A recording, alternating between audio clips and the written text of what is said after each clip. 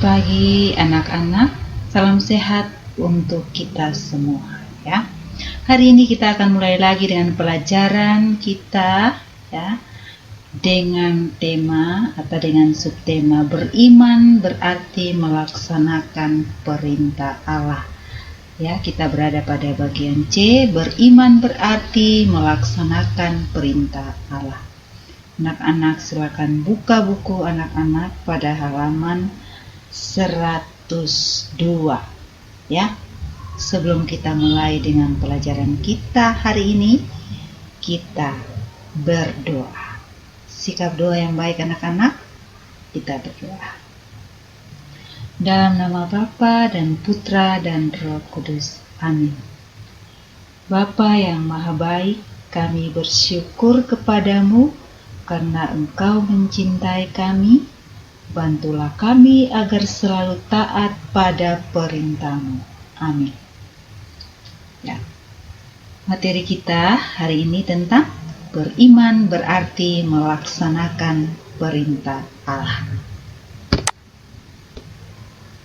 Tujuan pelajaran kita hari ini yaitu menjelaskan makna beriman. Kemudian yang kedua, mengungkapkan bahwa Abraham merupakan teladan orang yang taat pada kehendak Allah. Yang ketiga, membiasakan diri melaksanakan perintah orang tua. Ya, anak-anak silakan amati buku, gambar yang ada pada buku anak-anak, halaman 103 sampai 104 ya. Di situ Ibu Guru akan menceritakan kisah dari anak-anak petani ya anak-anak. Kisah anak-anak petani. Ada seorang petani yang mendapat karunia dari Tuhan. Dia pemilik kebun anggur yang luas anak-anak. Petani itu tidak mempunyai masalah kecuali ketiga anaknya tidak suka bekerja. Petani itu sudah tua. Ia tahu bahwa dirinya akan meninggal. Maka kebun anggur itu harus ia serahkan kepada anak-anaknya. Namun anak-anaknya tidak suka bekerja. Ya, pada suatu hari petani itu memanggil anak-anaknya. Ia memberi pesan kepada anak-anaknya, sesudah Bapak meninggal, segala sesuatu yang Bapak miliki adalah milik kalian. Di dalam kebun anggur itu tersimpan harta karun. Itu juga milik kalian. Tidak lama kemudian petani itu pun meninggal. Ya anak-anak, setelah waktu berkabung selesai, anak-anak petani itu memikirkan bagaimana menemukan harta karun di dalam kebun itu. Mereka sepakat jika menemukan akan membaginya dengan adil di antara mereka. Mereka berpikir harta karun itu berupa emas atau perak atau batu permata. Mereka mencangkul tanah di sekitar pohon anggur untuk menemukan harta karun. Tetapi hampir seluruh kebun sudah dicangkul mereka, tapi mereka tidak menemukan harta itu. Mereka berpikir pasti ayahnya keliru memberi pesan. Namun beberapa minggu kemudian pohon-pohon anggur itu berbuah lebat. Semakin lama buah itu semakin besar dan banyak. Melihat semua itu akhirnya mereka menyadari bahwa panen yang baik itu berkat kerja keras mereka mencari harta karun. Ya anak-anak. Jadi panenan yang banyak itulah harta karun yang mereka cari. Oke, anak-anak bisa mengerti, ya, bisa mendengar kisah cerita dari anak-anak petani ini, ya.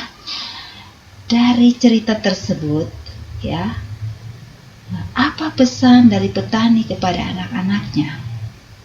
Bagaimana sikap yang baik apabila dipesan kita mendapat pesan dari orang tua? Bagaimana kita punya sikap yang baik ketika mendapat pesan dari orang tua? Ya. Ketika ketiga anak petani itu mematuhi pesan ayahnya, meskipun semula mereka mengira pesan ayahnya itu salah, karena hampir semua lahan sudah mereka cangkul, tetapi mereka tidak menemukan harta karun itu. Yang terjadi adalah pohon-pohon anggur yang ada di kebun tersebut berbuah lebat. Akhirnya mereka menyadari bahwa harta karun itu adalah panenan anggur. Panenan yang melimpah itu berkat kerja keras mereka mencangkul tanah di sekitar pohon anggur. Kita selalu diberi pesan, ya, kita selalu diberi pesan dan nasihat dari orang tua, dari bapak dan mama kita. Maksud pesan dan nasihat itu supaya kita tumbuh dan berkembang menjadi orang yang baik, ya, anak-anak. Itu sekilas cerita dari anak-anak petani, dan ada 2 pertanyaan yang sudah Ibu berikan, kemudian Ibu Guru menunjukkan lagi dengan jawaban, ya, dari pertanyaan-pertanyaan tersebut, ya, anak-anak. Semoga bisa memahami, ya. Jadi cerita anak petani. Kalau anak-anak mau mendengar sekali lagi, bisa membaca dalam buku pegangan anak-anak pada halaman 105. Oke, sekarang kita lanjut sambil mengamati gambar yang ada pada halaman 106 sampai 108. Kita menggali pengalaman kitab suci, ya, anak-anak. Kita dapat mendengar, kalau tadi kita sudah mendengar cerita atau kisah dari anak-anak petani, sekarang kita mendengar cerita lagi, ya, dari Bapak Abraham. Dari Abraham yang mengorbankan anaknya, ya. Kita dapat membaca atau mendengar itu dalam kitab Kejadian pasal 22 ayat 1 sampai 19, ya. Sambil anak-anak mengamati gambar itu, pada halaman 106 anak-anak melihat bahwa malaikat datang kepada Abraham ketika Abraham sedang tertidur, ya. Kemudian gambar yang kedua itu Abraham bersama dengan anaknya, yaitu Ishak, anak satu-satunya. Mereka mulai berangkat, ya. Mereka pergi ke suatu tempat. Lalu gambar yang ketiga, di situ Ishak mulai mau menyembelih anaknya sebagai korban kepada Allah, karena dia taat kepada Allah. Dan kemudian pada halaman 108 pada gambar keempat, sesudah Ishak mau menyembelih anaknya, ketika Abraham mau menyembelih anaknya Ishak, lalu malaikat Tuhan datang berseru kepada Abraham, "Jangan kau bunuh, jangan kau apa-apakan anakmu itu." Di situ ada seekor domba, dan domba itu dapat sebagai pengganti korban yang akan kamu berikan kepada Tuhan, ya. Jadi pengganti. Jadi domba itu yang menggantikan Ishak, ya. Jadi domba itu yang dikorbankan, sedangkan Ishak tidak. Ya, itu gambar yang Ibu Guru sudah jelaskan satu persatu, ya. Jadi anak-anak,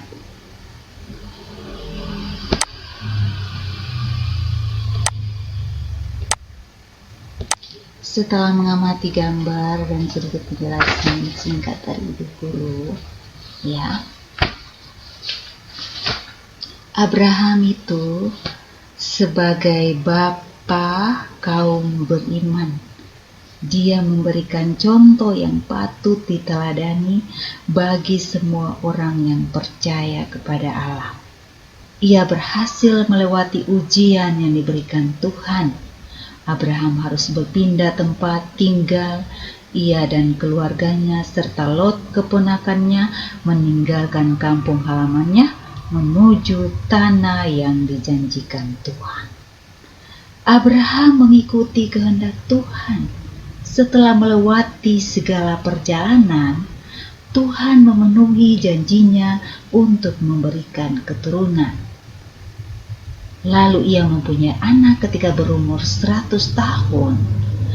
Ya, jadi Abraham mempunyai anak ya pada saat dia berumur 100 tahun. Pada saat Abraham itu berumur 100 tahun baru dia mempunyai seorang anak, dan anak itu diberi namanya Ishak.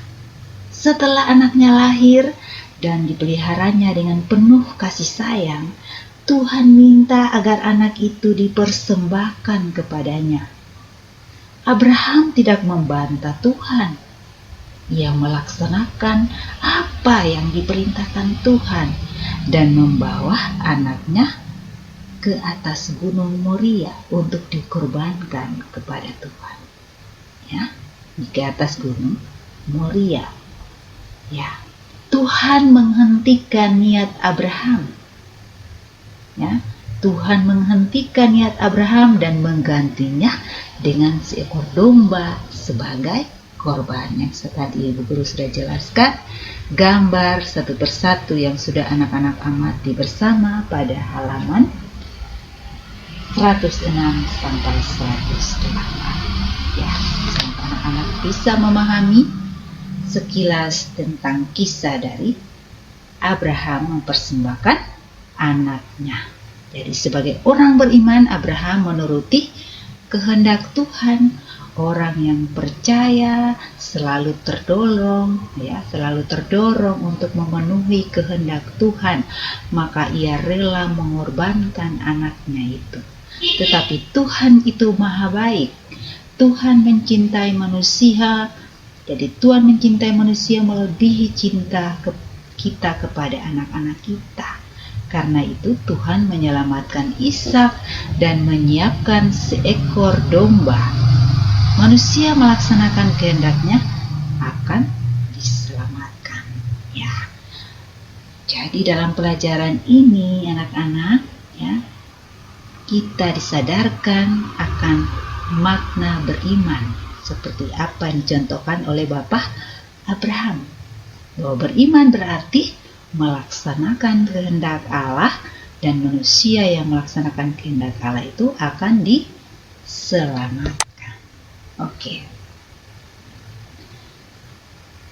Ada beberapa pertanyaan dari kisah atau dari cerita Abraham mempersembahkan Ishak. Mengapa Abraham mau mengorbankan anaknya Ishak? Bagaimana perasaan anak-anak ketika menaati perintah orang tua? Bagaimana pengalaman anak-anak saat menerima tugas dari orang tua dan guru? Ya, dari beberapa pertanyaan itu, Ibu ingin mengatakan bahwa Abraham mau mengorbankan anaknya Ishak karena taat kepada kehendak Allah. Ia menjadi teladan ketaatan karena sungguh-sungguh mendengarkan dan melaksanakan kehendak Allah. Atas tindakan-tindakan Abraham itu, anak-anak, Abraham dikenal sebagai bapa orang beriman. Maka menurut teladan Bapak Abraham, menurut teladan dari Bapak Abraham, beriman itu berarti mau melaksanakan perintah Allah. Anak-anak sering tidak taat pada perintah dan nasihat orang tua. Iya kan? Pasti anak-anak ada yang tidak taat. Ya, perintah dan nasihat orang tua tidak didengar dan dilaksanakan. Orang tua pasti bahagia jika anak-anaknya menaati perintah dan nasihatnya. Demikian juga dengan anak-anak. Pasti ya, demikian juga dengan kita sebagai anak-anak pasti akan bahagia dan bangga karena taat pada orang tua yang mencintai kita. Oke. Sebagai pertanyaan refleksi ya, Ibu Guru ingin bertanya kepada anak-anak, sudahkah anak-anak menaati pesan dan nasihat dari orang tua? Sudah atau belum? Ya. Sekarang tugas anak-anak ada pada halaman 110 dan 111 pada buku anak-anak ya. Jadi 110 anak-anak mewarnai gambar ya. Kemudian 111 pada bagian atas anak-anak membuat doa singkat ya. Doa singkat untuk orang tua. Ya. Jadi dapat menulis saja kalau ada punya buku pegangan, buku cetak, langsung saja dikerjakan dalam buku cetak anak-anak masing-masing. Yang tidak punya dibuat pada buku tugas agama. Oke, bisa dipahami? Sekarang dari materi kita tentang beriman berarti melaksanakan kehendak Allah, maka rangkuman yang Ibu Guru mau berikan yaitu Abraham dikenal sebagai bapak orang beriman. Beriman berarti melaksanakan perintah Allah. Manusia yang melaksanakan kehendak Allah akan diselamatkan. Tuhan menghendaki agar kita meneladan Abraham dalam melaksanakan kehendak Allah. Kita melaksanakan kehendak Allah dengan menaati nasihat dan perintah dari orang tua. Oke, sampai di sini perjumpaan kita dengan materi beriman berarti melaksanakan kehendak Tuhan ya. Kita sampai dulu pada materi bagian C. Minggu depan kita masuk lagi pada subtema pada bagian D ya, yaitu beriman berarti berjuang melawan godaan. Jadi hari ini kita punya materi yang Ibu Guru berikan hari ini, beriman berarti melaksanakan kehendak Allah ya. Kita ada pada bab 3 atau tema 3, pelajaran 3, bagian C. Jadi kalau hari Sabtu ulangan harian, anak-anak sudah bisa tahu bahwa kita ulangan hariannya dengan materi hari ini yaitu tema 3 bagian C, yaitu beriman berarti melaksanakan kehendak Allah. Bisa dipahami, bisa dimengerti. Sampai di sini kita tutup dengan doa. Sikap doa yang baik kita tutup. Kita berdoa. Bapa, dalam nama Bapa dan Putra dan Roh Kudus. Amin. Bapa yang Maha Kasih, kami bersyukur karena Engkau telah menyelamatkan Ishak. Engkau melihat ketaatan Bapa Abraham. Bantulah kami agar mampu meneladani Bapa Abraham yang taat pada kehendak-Mu. Amin. Salam sehat, selamat pagi, sampai jumpa. Tuhan Yesus memberkati.